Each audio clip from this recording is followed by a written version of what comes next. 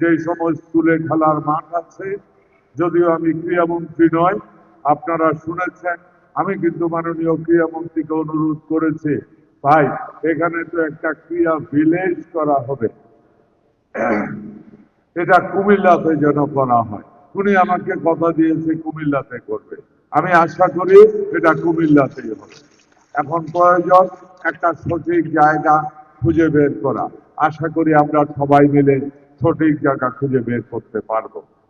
স্কুলের যে মাঠগুলি আছে এটার জন্য আমি ক্রীড়া মন্ত্রণালয়কে আমি অনুরোধ করেছি, এখানে আপনার জেলার বিভিন্ন স্কুল, এই যে আমরা সৌভাগ্য নয়, দেখেন বিবির বাজার এলাকা থেকে আমরা জাতীয় ফুটবল টিমে অনেক প্লেয়ার ছিল, আমার ভালো লাগছে এখন ক্রিকেট টিমে আজকে যারা এখানে খেলেছে, আমি বিশ্বাস করি এখান থেকে টিমের মধ্যে আমি আশা করি সবাই সবাই যদি না হয় বেশিরভাগ ক্রিকেট প্লেয়াররা আজকে এখানে যারা খেলেছে একদিন আন্তর্জাতিক পর্যায়ে খেলে দেশের সুনাম নিয়ে আসবে ইনশাআল্লাহ।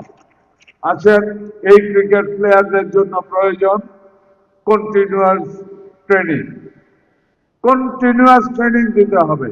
দুর্ভাগ্যজনক হলেও সত্য, আগে এই ট্রেনিং এর ব্যবস্থাটা ছিল না, যোগ্য প্লেয়ার যারা ছিল তাদেরকে অবমূল্যায়ন করা হতো এবং ওইখান থেকেও দলীয়করণ করা হয়েছে। আজকে আমরা এই খেলাতে যারা আছে, এখানে যারা আছে, আমরা কোনোদিন এই সরকার এবং এই ক্রীড়া জগতের যারা নেতৃত্ব দিচ্ছে তারা কোনোদিনই জিজ্ঞাসা করে না যে আপনি কোন দল করেন।